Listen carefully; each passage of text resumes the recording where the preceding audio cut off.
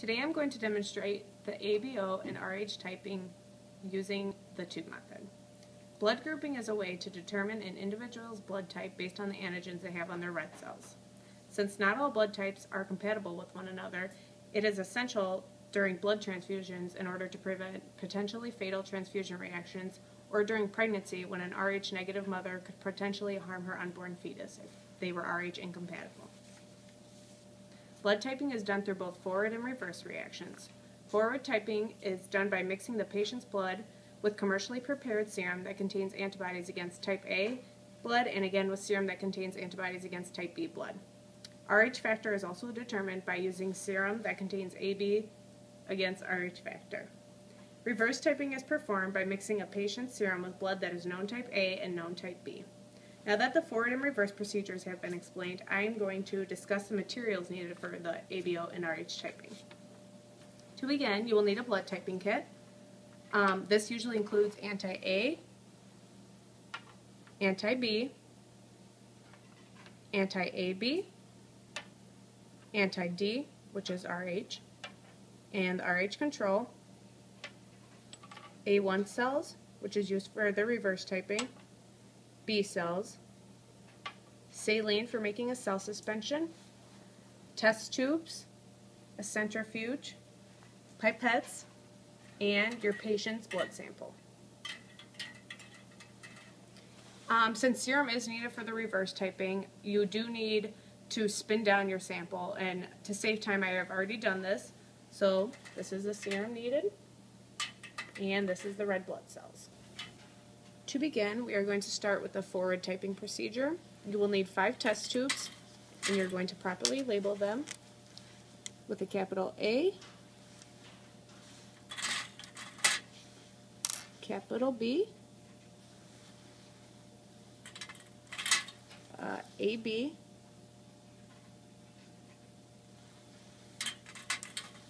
D,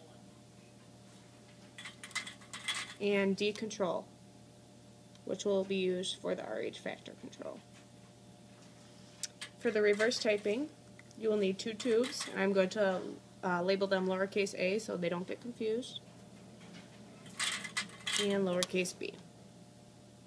We are also going to need to make a 3% cell suspension, which is used for the forward typing, so I'm going to label a test tube with 3%.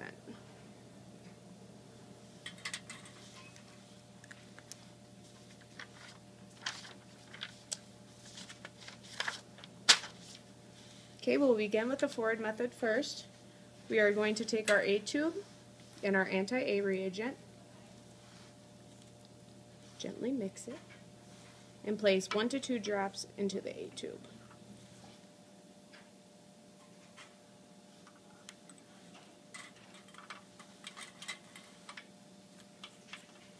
We're going to take our anti-B reagent, gently mix, place 1 to 2 drops into the B tube.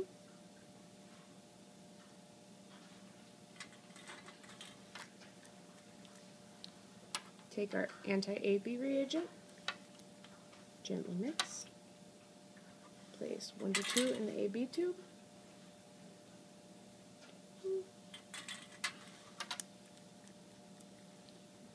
Take our anti-D, which is our RH factor, place 1 to 2 in the D tube. Nope, we don't want bubbles. Okay. And our D control, we'll put the RH control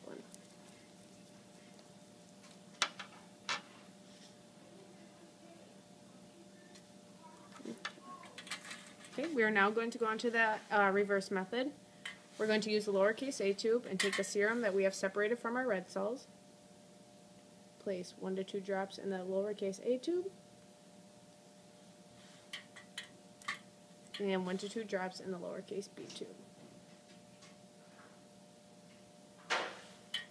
The next step is making our 3% cell suspension. So we're going to take our red cells, which we have separated from our serum, and our 3% labeled tube, and we're going to place a few drops of the red cells into 3% tube.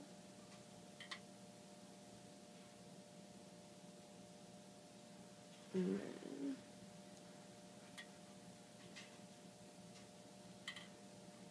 now we're going to slowly add saline. I'm going to use a pipette.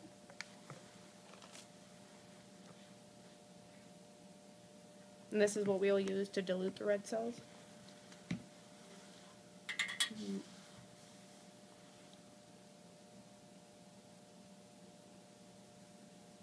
Okay, and after you think you have enough, you can gently mix it up and down.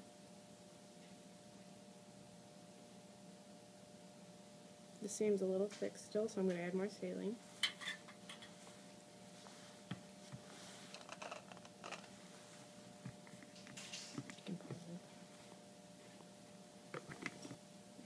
Okay.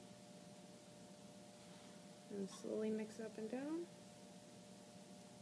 And to see if it's at the right suspension, you're going to check with the A1 cells. This is a pretty good comparison, so I'm going to keep this. We are now going to add 1 drop of this cell suspension to the forward typing tube. So I'm going to move these over. We're going to add 1 drop into the A tube. 1 drop into the B tube. 1 drop into the AB tube. 1 into the D tube. And 1 to 2 into the D control tube.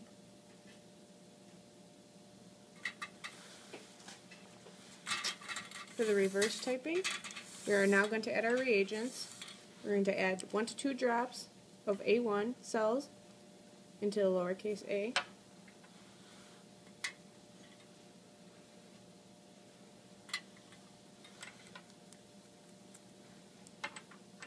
Gently mix the B cells and add 1 to 2 drops into the lowercase b.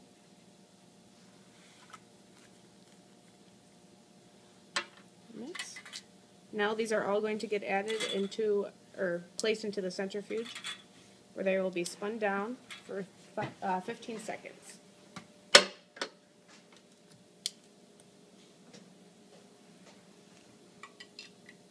You have to make sure it's properly balanced, so if you need to, you can use a blank tube with just distilled water in it.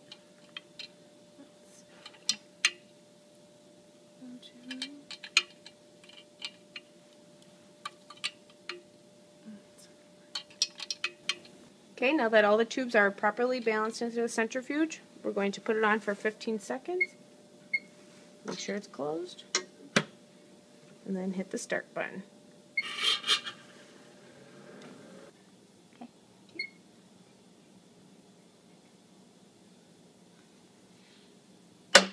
Centrifuge is complete. So we'll take out all the tubes.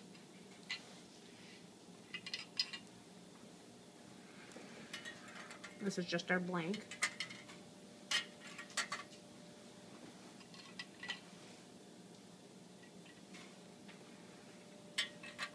We're going to start by reading the forward reverse tubes first. I'm going to put these over here.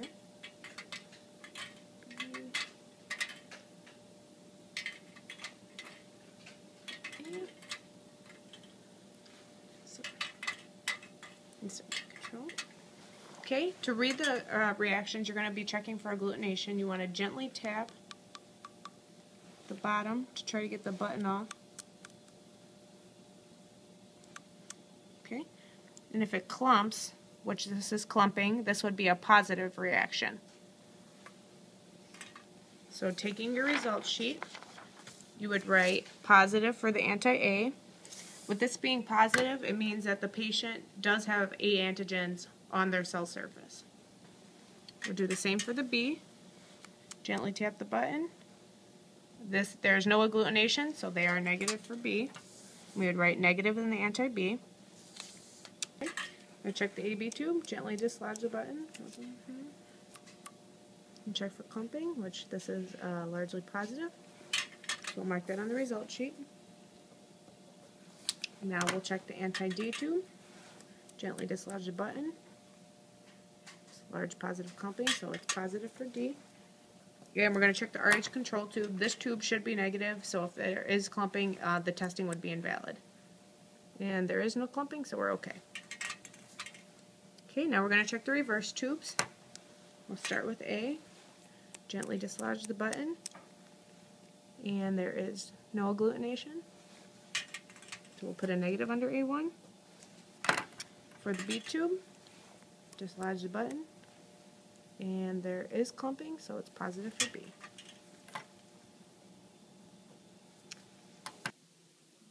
A person that typed positive for anti-A, negative for anti-B, positive for anti-AB, negative for A1 cells, and positive for B cells would be considered type A blood. A person that was negative for anti-A, positive for anti-B, positive for anti-AB, positive for A1 cells, and negative for B cells would be considered type B blood. If a person was positive for anti-A, positive for anti-B, positive for anti-AB, and negative for A1 and B cells, they would be considered type AB blood. If a person was negative for anti-A, anti-B, anti-AB, but tested positive for A1 and B cells, they would be considered type O blood. For RH factor, if a person tested positive for RH anti-D, they would be considered RH positive. Since our patient tested positive for anti-A, negative for anti-B, positive for anti-AB, negative for A1 cells, and positive for B cells, our person is considered type A blood. Since the patient tested positive for anti-D, they are considered type A positive blood.